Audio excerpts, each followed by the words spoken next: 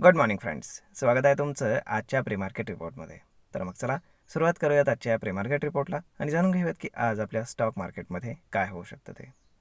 तर मग मित्रांनो, तुम्ही जर चॅनलवरती नवीन असाल तर चॅनलला सबस्क्राईब करायला विसरू नका आणि डिस्क्रिप्शनमध्ये लिंक आहे त्यावरती क्लिक करून आपलं डीमॅट अकाउंट देखील ओपन करायला विसरू नका. तर मग चला सुरुवात करूयात आजच्या भागाला. सगळ्यात आधी जाणून घेऊयात की काल रात्री US मार्केटमध्ये काय झालं.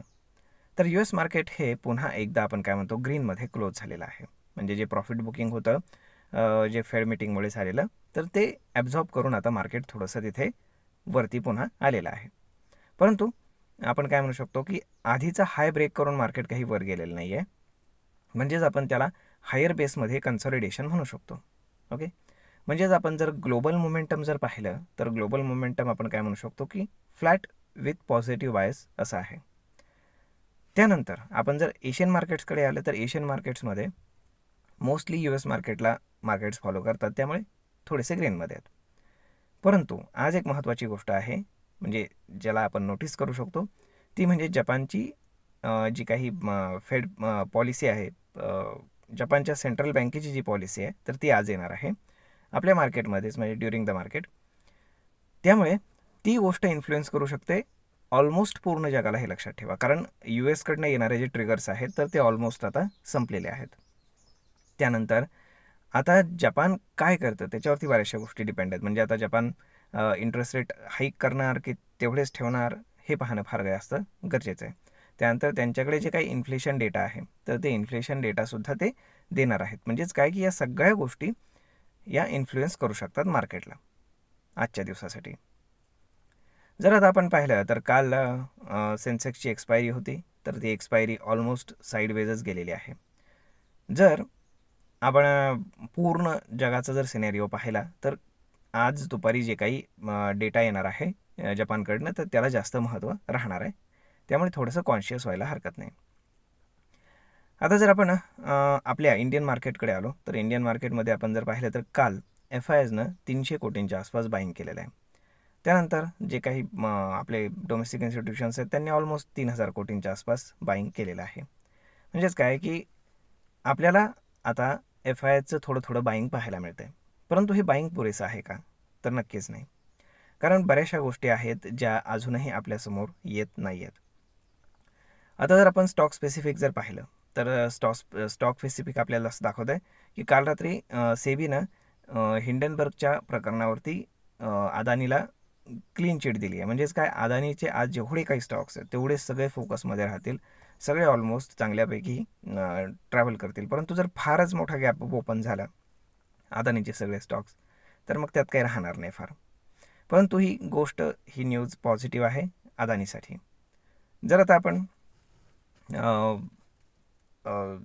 कॅन्डलस्टिक पॅटर्नच्या हिशोबाने जर पाहायचं झालं तर निफ्टीवरती एक हँगिंग मॅन पॅटर्न बनलेला आहे, ज्याला आपण बेरिश रिव्हर्सल म्हणतो. आता त्याचं कन्फर्मेशन येण्यासाठी कालचा जो लो आहे तो मार्केटनं ब्रेक करणं खूप जास्त गरजेचं आहे. तेव्हाच मार्केट डाऊन साईडला ट्रॅव्हल करायला सुरुवात करेल. अदरवाईज तो पॅटर्न जो आहे तो निगेट होईल, लक्षात असू द्या. आता पाहूयात की नक्की काय होतं, कारण सगळे ट्रिगर्स ऑलमोस्ट वरती जाण्याचे ओव्हर झालेले आहेत. आणि ऑप्शनच्या डेटानुसार पाहिलं आणि रेजिस्टन्सनुसार पाहिलं तर मार्केट ऑलमोस्ट रेजिस्टन्स पॉईंटला आहे. जर ऑप्शनच्या फ्रंटनं पाहिलं तर 25,500च्या आसपास, त्यानंतर 25,600च्या आसपास प्रचंड कॉल रायटिंग आपल्याला पाहायला मिळते. परंतु कॉल रायटिंगपेक्षा पुट रायटिंग खूप जास्त आहे. पुट रायटिंग हे 25,000वरती खूप जास्त आहे, मॅसिव्ह. म्हणजे एकदा तरी मार्केट 25,000च्या आसपास आलं तर ते बाउन्स बॅक करेल एवढं मात्र नक्की. आणि मग त्यानंतर पुढे पाहता येईल की काय होईल ते. त्यामुळे हार्डल्स भरपूर आहेत, सपोर्ट देखील भरपूर आहेत. मार्केटला चॉपी ठेवण्याचा प्रयत्न होईल आणि त्यानंतर मार्केट कुठेतरी एका बाजूला ब्लास्ट करेल आणि त्या दृष्टीने मार्केट काय आपण म्हणू शकतो की ट्रॅव्हल करेल. आता जर आपण गिफ्ट निफ्टी पाहिलं तर गिफ्ट निफ्टी इंडिकेट करत आहे की मार्केट एक 50 ते 60 पॉईंट साधारण गॅप डाऊन ओपन होत आहे. आता फार काही इथे गॅप डाऊन ओपन होत नाही आहे, परंतु आपण जर इंडिया विक्स पाहिला तर तो आपल्याला काहीतरी इंडिकेट करायचा प्रयत्न करतो आहे असं मला वाटतं. कारण इंडिया विक्स चक्क काल सिंगल डिजिटमध्ये क्लोज झाला आहे, ऑलमोस्ट 10च्या खाली येऊन, की जी गोष्ट आपण काय म्हणू शकतो अगेन म्हणजे इंडिया विक्स थोडक्यात काय आपल्याला इंडिकेट करतो की जे शेअर्स खरेदी करून जात आहेत किंवा ऑप्शनमध्ये जे काही पोझिशन बनवून जात आहेत, तर त्यांना बिलकुल भीती वाटत नाही आहे की उद्या मार्केट खाली आलं तर.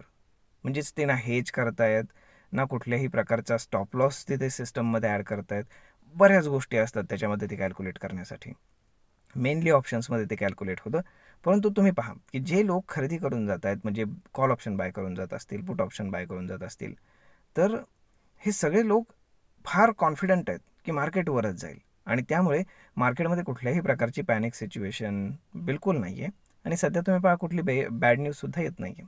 ओके, त्यामुळे विक्स हा ऑल टाईम लोला आहे आणि इथे ऑल टाईम लोला विक्स फार काळ राहत नाही आहे आजपर्यंतची हिस्ट्री आहे. म्हणजेच काय, इथनं विक्स वाढू शकतो आणि विक्स वाढण्यासाठी मार्केटमध्ये पॅनिक सिच्युएशन क्रिएट व्हायला पाहिजे. म्हणजेच काय, मार्केट आयदर इथून खाली जायला पाहिजे किंवा अचानक बूस्ट करून वरती जायला पाहिजे, जेणेकरून कॉल रायटर तरी घाबरतील किंवा पुट रायटर तरी घाबरतील. त्यामुळे पाहावं लागेल की काय होतं ते. परंतु विक्स इंडिकेट करतोय की इथे कॉशियस होण्याची गरज आहे. मार्केट आयदर कुठल्याही बाजूला ट्रॅव्हल करू शकतं, ज्याची मोस्टली प्रोबॅबिलिटी डाऊन साईडला. कारण साहजिकच आहे की मार्केटमध्ये जरी आपण पाहिलं तर आता खालनं ऑलमोस्ट 1200 पॉईंटच्या आसपास मार्केट सलग रॅली करत वर आलं आहे. शेअर्ससुद्धा बऱ्यापैकी महाग झालेत. परंतु त्या तुलनेनं अर्निंग्समध्ये कुठल्याही प्रकारचं आपण काय म्हणतो की बेट लागत नाही आहे आणि अर्निंग्ससुद्धा फार काही इम्प्रूव्ह होताना आपल्याला दिसत नाही आहेत. ओके, त्यामुळे आपण काय म्हणू शकतो की फार काही वरती जाण्याचा स्कोप मार्केटमध्ये आहे असं बिलकुल दिसत नाही. त्यामुळे शेअर्स थोडे स्वस्त होऊ द्यात, आपण नक्कीच त्याच्यामध्ये एंट्री करूयात. तर होप सो पाहूयात की काय होतं ते पूर्ण दिवसभरामध्ये. तर मग मित्रांनो, हा व्हिडिओ, ही माहिती तुम्हाला कशी वाटली हे तुम्ही आम्हाला कमेंट करून नक्कीच सांगा. आणि जर आवडली असेल तर आपल्या जवळच्या मित्रमंडळींसोबत देखील हा व्हिडिओ तुम्ही शेअर करायला विसरू नका. धन्यवाद.